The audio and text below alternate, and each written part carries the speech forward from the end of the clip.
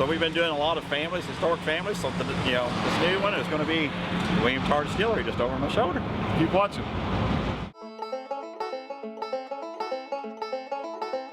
Drinking dog whiskey, telling white lies.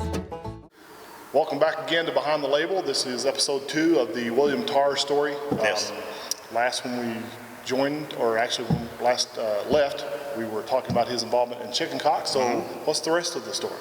Well, he leaves. He sells his shares and the ownership in the chicken cock distillery, and then actually by 1871, he purchases a distillery just down the road from where we're at now, down on Manchester Street. It was actually originally the old Ashland distillery that was down there, and there were multiple distilleries down through here. There was the Lexington distillery, the Pepper distillery. The Ashland distillery, the Pepper distillery came on later, but so he purchases this distillery, which was actually, there was something on location here in 1865. So at the end of the Civil War. It was established by Horace Turner, Samuel Clay, and Thomas Mitchell, and it was called the Ashland Distillery. Now, it's called the Ashland because if you, I don't know if you heard that name, Clay, in there.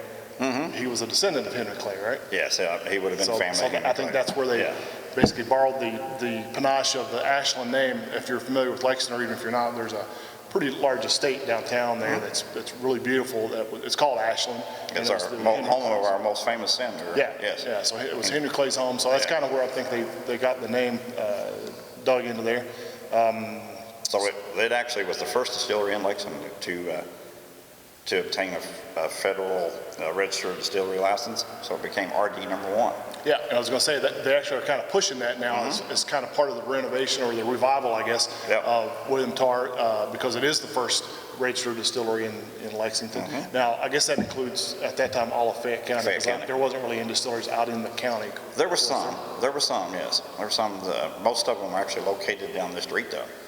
Well, that's right, because we actually talked to Allen, that one, there just been an old one out. Silver Springs? Yeah, Silver Springs. There were some other ones, too, that were out in the county, but most of them were located right here in the district. Yeah. And so they produced Ashland whiskey, was their biggest production. And so that was until 1871 when Tarr came along with some partners, Thomas McGibbon out of Cynthiana, who had owned multiple distilleries, partnered with him to purchase the distillery down there. So if you want to see where that's at, most of you may have been there. If you live in Lexington, if you've listened to live music, I bet you know where this place is that we're going to show you. Behind the Label, on location, part of our William Tarr series. And where are we today, Jerry? We're in Lexington, as you can probably hear behind you. Manchester Street, which become a very busy street. Yeah, it has. I don't know it was quite this busy, but hopefully we'll get a little bit of quiet here. Yeah, it's an industrial area out there, and this is where all the distilleries were located back in the late 1800s. Right. How many distilleries actually were on this strip? There were a handful down through here. I know of at least 3, definitely, probably more than that. But we're actually standing in front of the remnants of an old distillery here. Right. Yeah, this is part of the actual warehouse that was basically the only thing left of the original William Tarr Distillery. William Tarr Distillery, yes. Basically a rick house or a warehouse where the barrels were stored. Yeah, and I think it eventually became an administrative building. And but yeah, this is actually we're on the site of Lexington's first registered distillery. Right. First one in the state, right? Well, first one in Lexington. In Lexington. In Lexington, yes. It actually was the home to the Ashland Distillery in 1865, built by Turner, Clay and Company, and they held it for just a little while until William Tarr with Thomas McGibbon came in and bought in 1871. Now, the William Tarr Distillery was actually down the street, correct? Nope, right here. This was actually part of it? This is it. Oh, so this is legit. This isn't like an off-site warehouse then? No, so this was on the side, right here, yeah, because down the street you got Pepper. Yeah, well, I was wondering if it was maybe down there tied in with no, this right here on this spot right here. So, yeah, that was part of it. They owned it, and actually, like most distilleries, 1879 it burnt. As most of them did. Yeah, and they rebuilt it a little more fireproof the second time because it's mostly wood. The first, distillery, William Tarr Distillery. So they rebuilt now, it. Is this the location where they had the famous theft, where the guys came in and stole the 30 cases of whiskey? So we're on that side. Okay. We're on that side, yes. I'd read about that. I just didn't know if that was this side or if there was some other place. No, so So Tarr owned it for a while. You know, by 1892, he pretty much owns it outright with his son.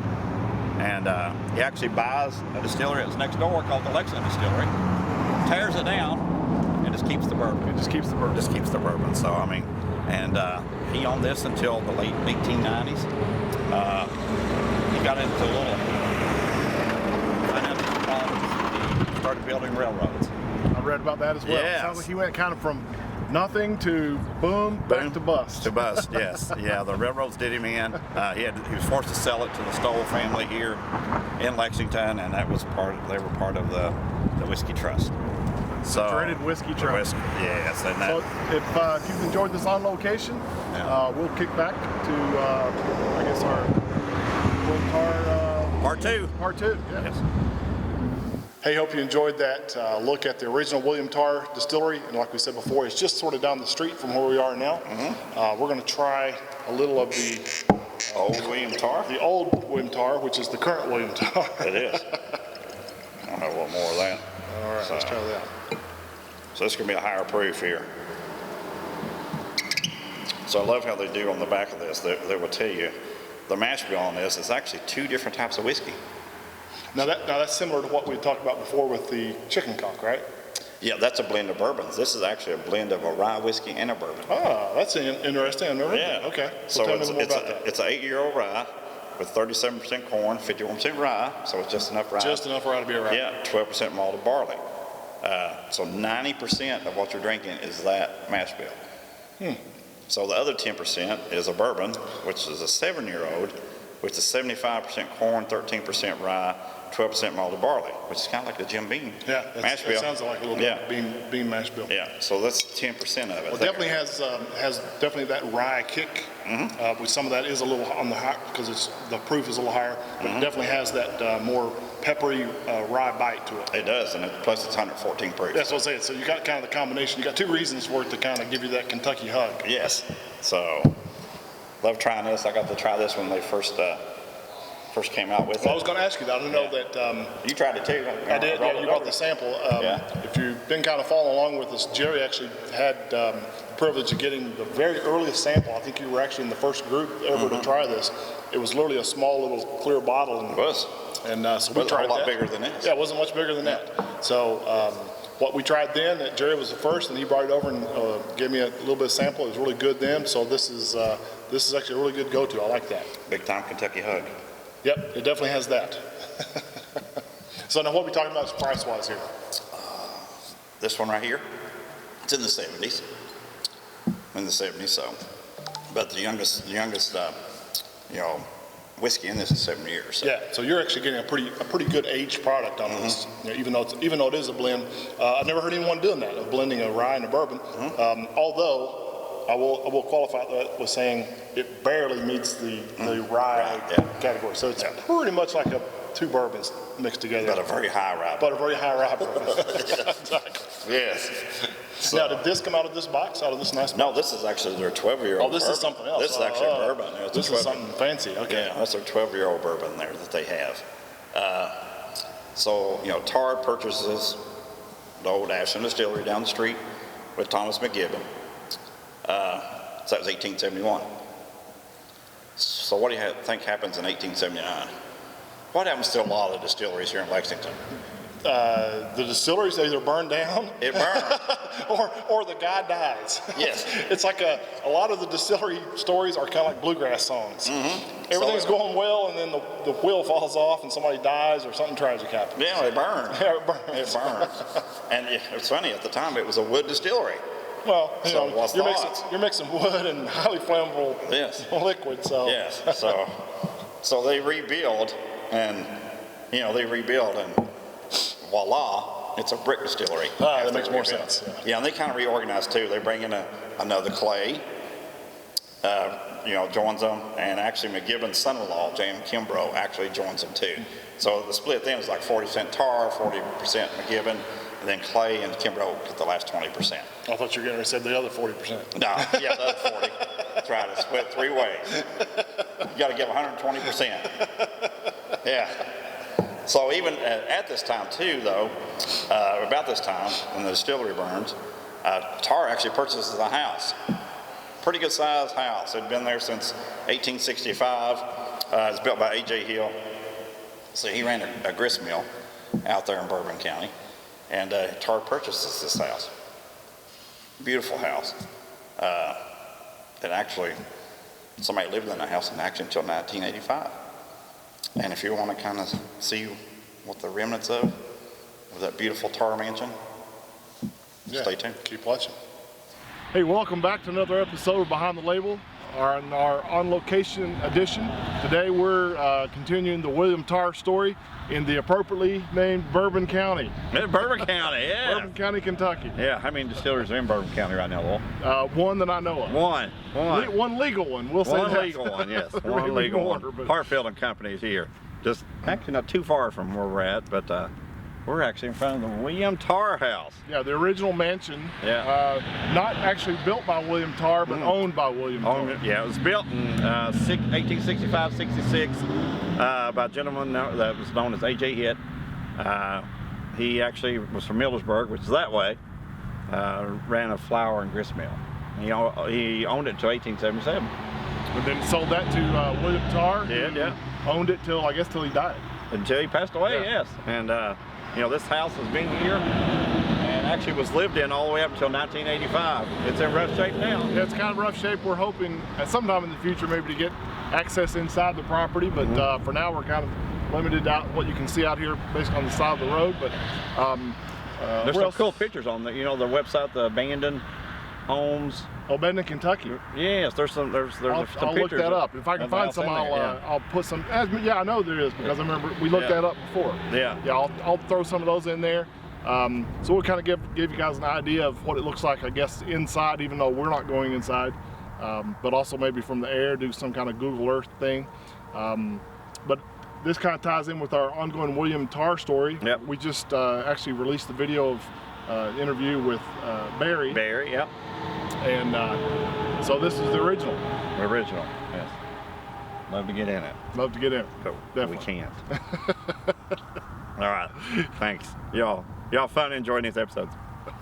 Welcome back, and hope you enjoyed the behind the scenes kind of on location there. It's a beautiful location up there.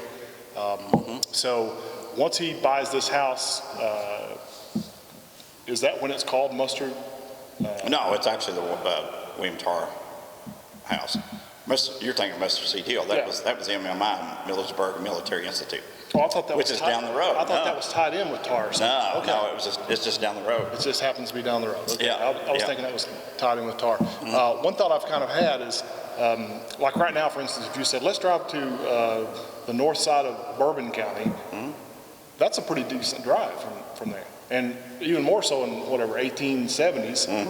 You know how long that would take to get from here from a horse? So did they do that every day? Did he come back and forth?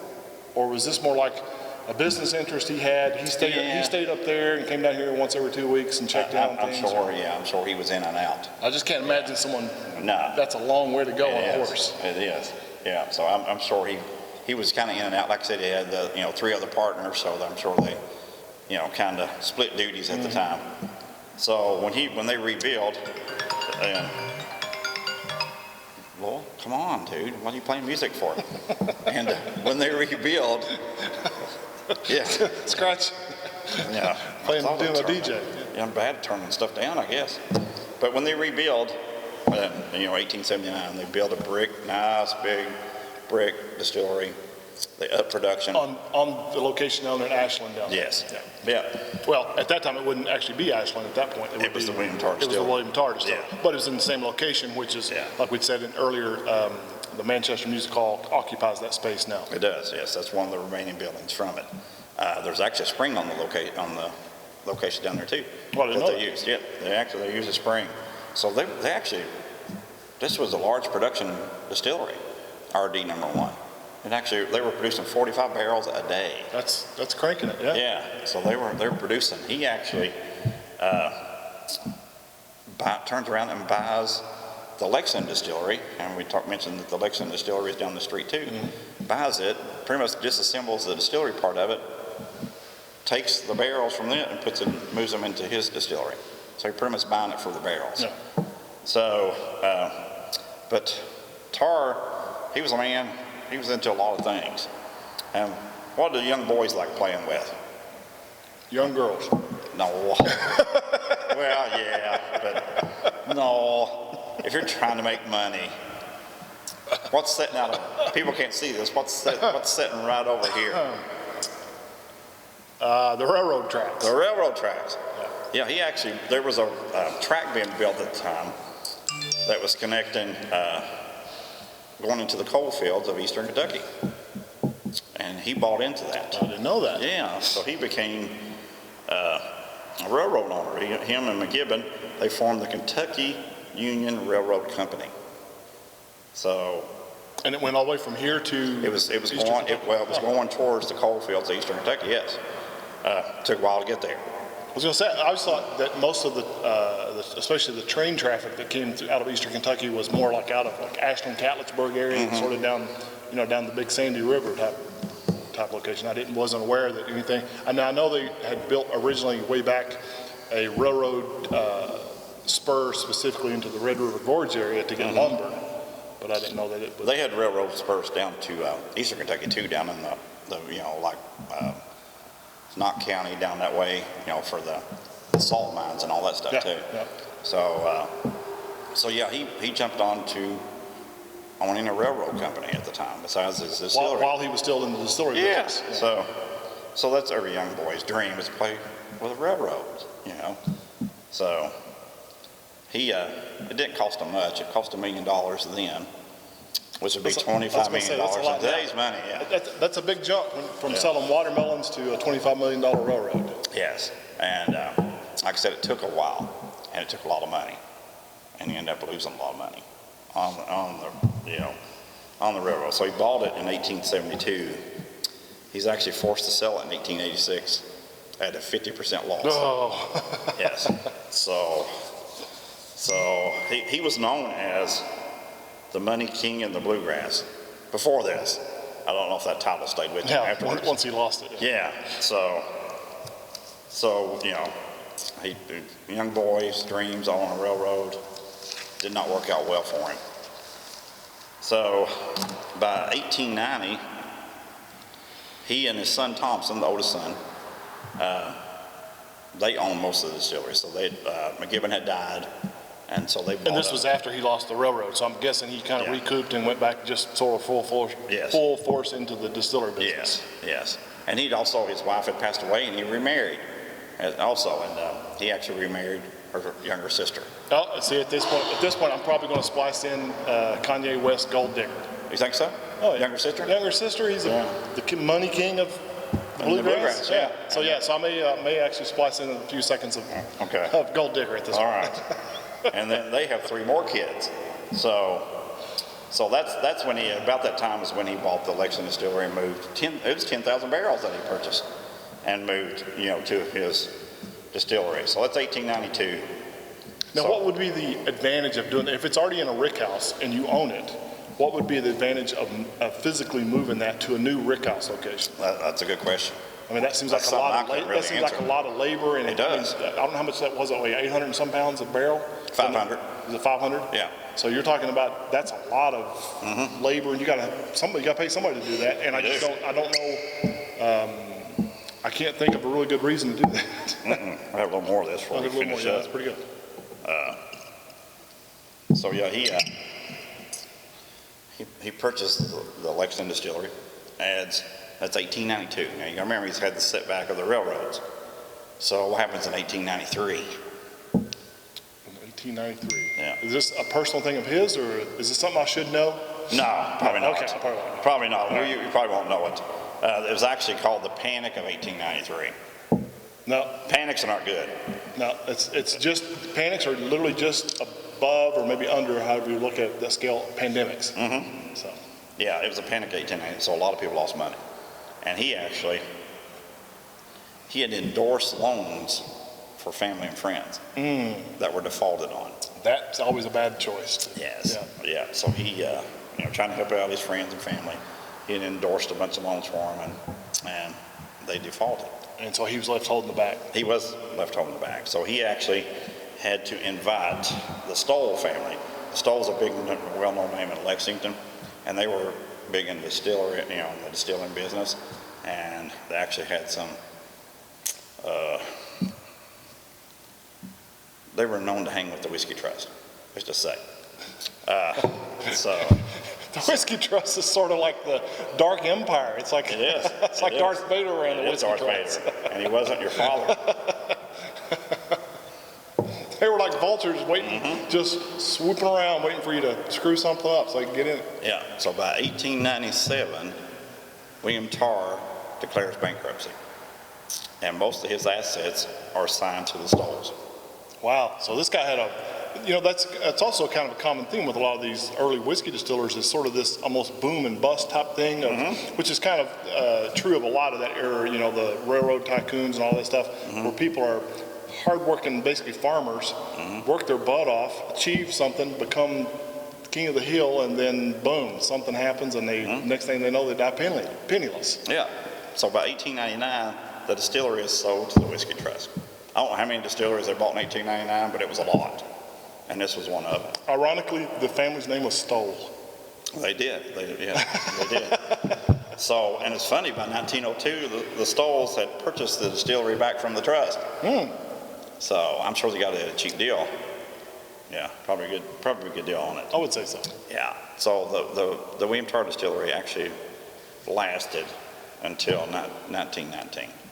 Of course, Prohibition shut down everything. Now, and at that location we were just at, we showed you on the location. Yeah, and they'd had some, let's say there were some robberies going on at the distillery, so they actually had to move all the whiskey from the distillery to I was asking a that question. concentration warehouse. Yeah, I was going to say, I was asking that question before. That would be the only thing I could think of is if it was at a location, like if you bought a distillery that had a rick house that was basically at an unsecure location and people were coming in there and either cutting holes in it or stealing whole barrels or something. I could see maybe doing that. So he retires 1898. He retires to his farm with his second wife Mary. His actual debts weren't settled until 1911. Took a while, let's just say. And once he got them settled, what happens usually when you settle all your debts or you get out of debt? you die. You die. You work hard and then you finally achieve something and then you die. Yeah, he actually died the very next year in 1912 at the age of 86. The take-home message here is get in debt and just stay in debt. Yes. And then you'll probably live a long, happy life. A long, happy life, yes. Because your creditors will make sure that you stay alive. Yeah. So, I mean, he had a big influence here. Like I said, the first registered distillery in Lexington. He was a businessman. Did he ever regain his wealth during that? Like you said, he settled his debt. Does that mean he basically just paid them off? Yes, pretty So much. he basically didn't regain his wealth back? No. Okay. No, he did not. So he basically died pretty much penniless on a farm. So that about ends it for us, but we do want to do one last on location, which is actually right outside the door where we're at now, and let you kind of see the new William Tarr distillery that hopefully will be opening up sometime this year. Yeah. Hopefully later this year. Yeah, so I'm anxious to see it, and we'll hopefully follow this up with the interview with Barry Brininger, co-owner of the distillery. Yep. And also hopefully get some footage. I'll do some hopefully walkthrough footage showing their actual facilities here and kind of the still, and we'll do I'll tack that on with the outside shots. Yeah. Welcome back to another edition of Behind the Label. Today we're in front of the William Tarr, actually I guess the new William Tarr. New William Tarr distillery, yes. We're on the ground, so where? Actually the Pepper Distillery District. Yeah. So this would be actually the third distillery going into this one little spot. One little tiny spot. Yeah, to go along with the two breweries and cider place and all the places to eat. Throw hatchets so while you're drinking. I mean, a lot of stuff to go on here. But the original William Tarr distillery is actually down the road behind the camera. Yeah, it's probably, what do you say, quarter mile? Maybe About that, yeah. There. So if you're familiar with Manchester Music Hall, I don't know if you've ever been there before? A couple times. Yeah, I have too. And so that's actually one of the buildings, one of the remnants of the old William Tarr distillery. So hope you follow along and learn a little bit about, Lexington's first registered distillery. Yeah. So what you're seeing right now behind us was actually part of the original Old Pepper. I guess this was part of the Rick House, correct? This was Rick House. Rick Yeah. House. Yeah. This would have been the post prohibition, built here. So everything on this property now was post 1934. Was it all burnt in 34? No. And like Jerry was saying, like if you went on the other side of this building, there's a whole, basically kind of a quad setup complex down there. You have the new Old Pepper Distillery. You have Rock Castle, or Rock House, rather, Rock House Distillery. I keep thinking Rock Barrel Castle House. or Barrel House. Yeah, they make Rock Castle. Rock Castle. That's Yeah. that's where I'm getting confused. You have Ethereal Brewing. You have Fusion Brewing over here to our right. Yeah. You have Weisberg just down there to the right. You have the Battle Axes to our right here, all in the Rick House here. Yeah, really cool coffee Yeah. place. So if you're not, especially not from Lexington, looking for a really cool place to kind of come hang out, check out some breweries and distilleries, this is sort of the all-in-one stop. Yes, just get here early. Get here early. You a spot. So I hope you enjoyed this. This is a little side, I mean, just an individual. I think this, it's a shorter series than what we're used to. Yeah, but it's one of the up-and-coming names. Yeah. As a matter of fact, we went to I guess that was considered the grand opening of the William Tarr distillery. Yeah, one of the underground events. Yeah. So it's definitely one of the up-and-coming names, so kind of keep an eye out for it. Keep watching our series. Who are we doing next? I was thinking about Elijah Craig. I thought it'd be kind of cool. All right. If we can't do the dance, I was thinking about Elijah Craig. It would be a cool one to do. So a we'd lot start, of history there. Yeah, I guess we'd start in Georgetown. I think probably so. All right. Keep watching. See y'all.